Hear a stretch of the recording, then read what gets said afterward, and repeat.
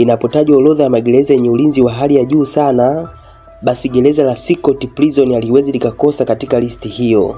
Inaelezwa kuwa gereza hili hivi sasa ndio gereza kubwa zaidi ulimwenguni, huku likiwa na uwezo wa kuhifadhi zaidi ya wafungwa 40,000 na linapatikana katika nchi ndogo itwayo El Salvador.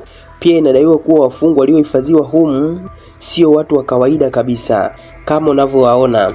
Nadhani kwa muonekano wao tu unapata picha kamili kwamba watu hawa ni watu wa aina gani. Kwa mujibu wa mkuu wa gereza hili, anadai kuwa wafungwa hawa hawana ubinadamu hata chembe, yaani kwa kifupi ni kama wanyama.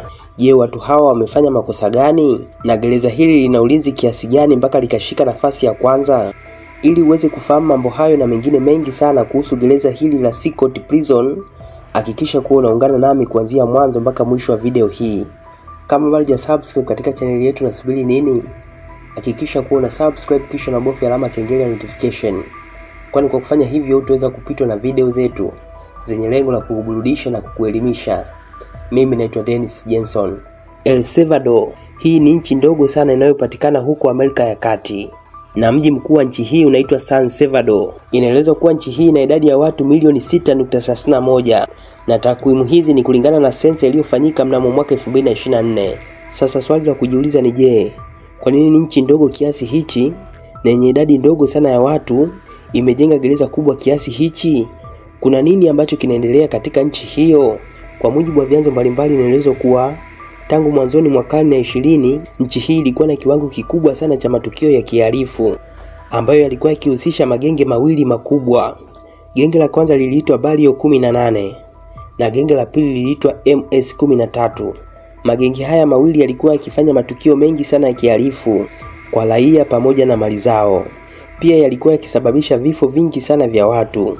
Kwa mujibu wa takwimu za mwaka 2012, ilikuwa ndio nchi inayoongoza kwa kuwa na kiwango cha juu zaidi cha mauaji ulimwenguni. Magenge haya mawili yalikuwa na nguvu kubwa. Pia yalikuwa na wanachama wengi sana. Inaelezwa kuwa zaidi ya watu 70,000 walikuwa wamejiunga katika magenge mbalimbali yaliyokuwa yakipatikana nchini humo. Mauaji yalishamili katika nchi hiyo na watu walinyang'anywa mali zao. Inadaiwa kuwa mnamo mwaka 2015 zaidi ya watu 6650 walipoteza maisha yao. Kwa mujibu wa rekodi za jumla, inaelezwa kuwa zaidi ya watu 100,000 walipoteza maisha yao katika kipindi hicho cha uhalifu wa magenge hayo. Nchi hii ikawa inaogopwa sana ulimwenguni kutokana na matukio yake ya uhalifu na mauaji. Serikali ya nchi hiyo ilijitahidi sana kupambana na magenge hayo, lakini ilishindwa kuyadhibiti.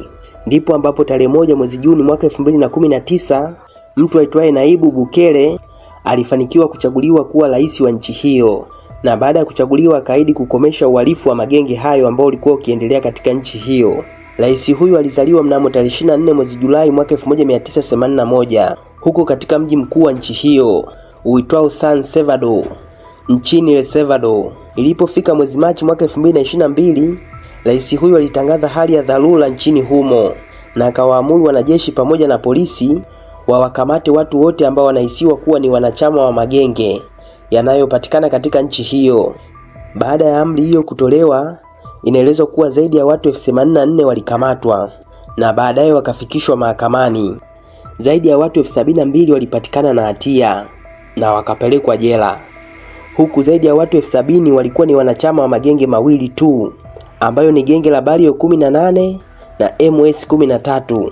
Sasa kutokana na uhatari wa watu hao, serikali ya nchi hiyo ikaamua kutenga mamilioni ya pesa ili kujenga gereza kubwa zaidi duniani ambalo litakuwa na ulinzi wa hali ya juu ili kuweza kuhakikisha kuwa watu hao hawawezi kutoroka. Ndipo ujenzi wa gereza la Sikoti ulipoanza na ulikamilika mnamo mwaka 2023. Baada ya ujenzi huo kukamilika, ndipo ambapo wafungwa wote hatari, hasa wale kutoka katika magenge mawili, walipohamishiwa katika gereza hilo. Kutokana na hatua hiyo kubwa, serikali ya nchi hiyo chini ya uongozi wa Rais Nayib Bukele ikafanikiwa kudhibiti magenge yote yaliyokuwepo nchini humo, na nchi sasa ikawa katika hali ya usalama mkubwa sana. Sasa huenda ukawa unajiuliza swali hili: je, serikali ya nchi hiyo iliwezaje kuwakamata wahalifu wote hao kwa wakati mmoja, na waliwajuaje? Iko hivi, kila genge lilikuwa na tatuu zake. Yaani kila mwanachama wa genge fulani alipaswa kuchora tatuu ambazo zilimtambulisha yeye kwa wenzake. na katika magenge mengine.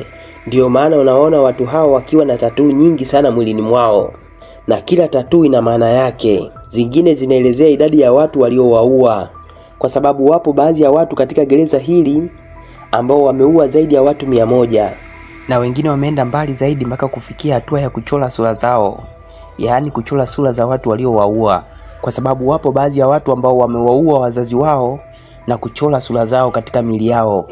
Sasa kutokana na jambo hilo ilikuwa ni rahisi sana kuwakamata, kwa sababu kabla ya kuanza operation hiyo walichunguza tatuu za kila genge na kuzifahamu kwa kina, na baada ya kumuona mtu yoyote yule ambaye alikuwa na tatuu hizo basi alikamatwa.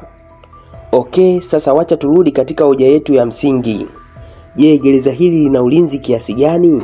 Kwanza kabisa gereza hili limejengwa katika eneo lenye ukubwa wa ekari 410. Pia limezungushiwa ukuta wenye upana wa mita 3 na urefu wa mita 9 kwenda juu.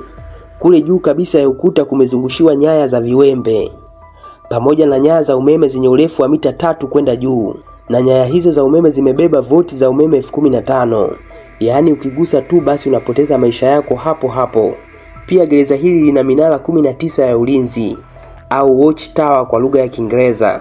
Ndani ya gereza hilo kuna selo kubwa au nyumba za wafungwa 8, na ndani ya kila selo au nyumba ya wafungwa kuna zaidi ya selo ndogo ndogo zaidi ya 32 ambazo kila moja uhifadhi zaidi ya wafungwa 100, na kuna vitanda 80 tu kwa ajili ya kulalia.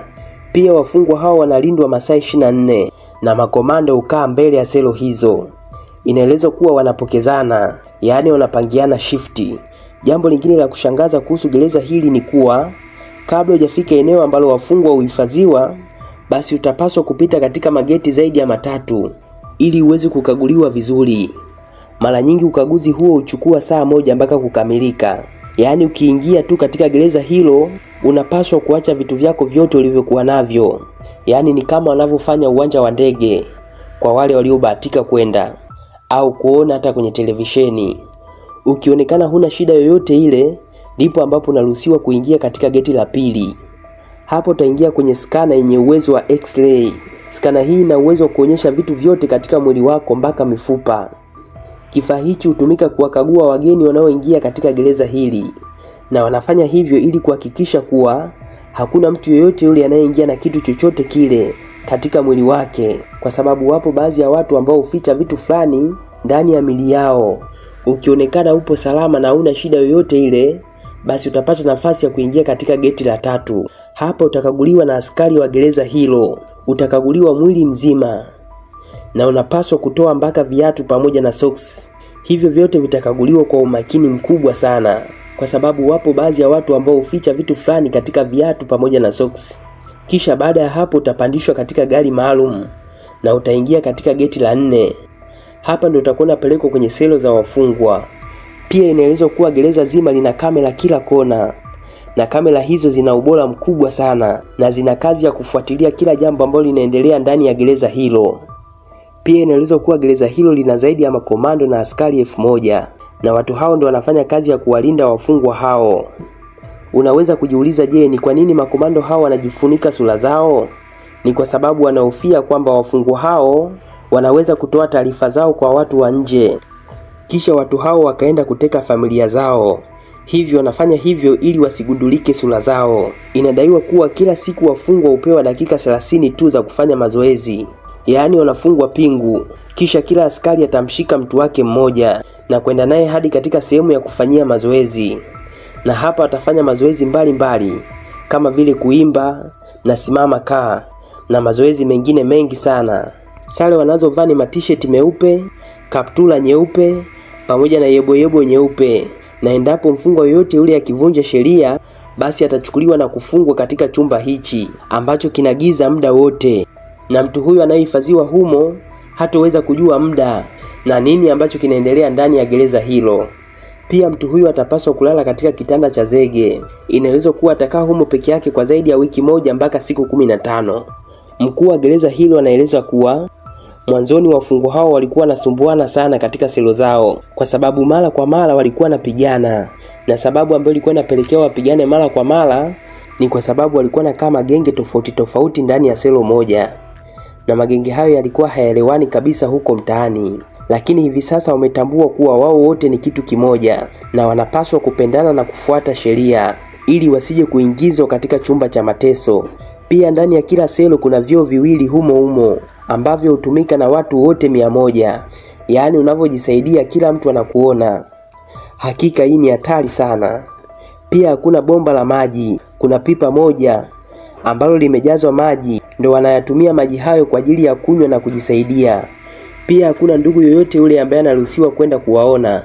Moja ya wafungwa ambao waliojiwa ni huyu anaitwa Marvin ambaye ana umri wa miaka 41. Anaeleza kuwa alijiunga na genge la MS-13 wakati alipokuwa na umri wa miaka 11. Mpaka anakamatwa alikuwa amesababisha vifo vya watu 15. Pia aliendelea kwa kusema kuwa natamani siku zirudi nyuma ili niweze kurekebisha makosa yangu, lakini haiwezekani. Tangu nikiwa mdogo mama yangu ndo alinihudumia kwa kila kitu. Yaani naweza kusema kuwa baba yangu aliitelekeza familia. Hivyo ikanibidi niingie mtaani na kuanza kutafuta pesa. Ndo nikajikuta nikianza kuiba na baadaye ndo nikajiunga na genge la MS-13. Mkuu wa gereza hilo anaeleza kuwa wafungwa hao hawapati adhabu wanayostahili, lakini tunajitahidi kuwapatia adhabu wanayostahili. Wao walijiona kuwa ni Mungu na wana uwezo wa kuamua nani anapaswa kuishi na nani hapaswi kuishi. Hivyo adhabu hii tunayowapatia ni kama ndogo, lakini mara kwa mara huwa tunawasisitiza kuwa wanapaswa kumwomba Mungu ili awasamehe na waweze kuingia paradiso. Ndio maana hata nyimbo wanazoimba pale ni kuwa wanawaomba msamaha watu waliowafanyia mabaya. Pia wanamuomba Mungu awasamehe. Wafungwa wanakula chakula ndani humo kwenye selo zao. Wanapitishiwa chakula hicho humu. Ndani ya gereza hilo kuna chumba maalum cha kuhifadhia silaha za kila aina. Kama unavyoona, kuna bunduki za kila aina, minyororo kwa ajili ya kuwafungia wafungwa, ndio maana unaona wanatembea huku wakiwa wameinama. Pia kuna pingu za kila aina. Pia wana majaketi maalum ambayo hayawezi kupitisha risasi kabisa. Ndani ya gereza hilo pia kuna chumba cha kufanyia mazoezi. Jimu hii ni kwa ajili ya askari pamoja na makomando na sio wafungwa. Pia kuna sehemu ya kulala au sehemu ya kupumzika wafanyakazi.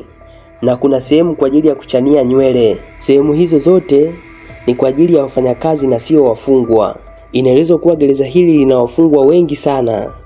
Na wengi wao wamefungwa kuanzia miaka 15 mpaka miaka 999. Na wengine kifungo cha maisha jela.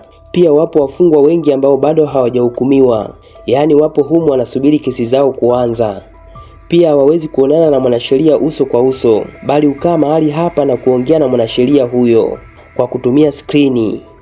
Yaani hapa yeye anakuwa anamuona mwanasheria wake na mwanasheria huyo anamuona mteja wake. Sehemu hii imefungwa kamera nyingi sana ili kufuatilia kila jambo ambalo linaendelea katika chumba hicho. Pia kama unaingia katika gereza hilo huku ukiwa na nia mbaya, basi kuna sensa maalum ambazo zitakutambua nia yako na utashangaa unakamatwa. Usisahau kuniandikia maoni yako kwenye sehemu ya comment. Asante sana kwa kuwa nami kuanzia mwanzo mpaka mwisho wa video hii. Kama bado hujasubscribe katika channel yetu unasubiri nini? Hakikisha kuwa una subscribe kisha unabofya alama kengele ya notification. Kwani kwa kufanya hivyo utaweza kupitwa na video zetu zenye lengo la kukuburudisha na kukuelimisha. Mimi naitwa Dennis Jenson na kutakia wakati mwema na tukutane tena kwenye video nyingine.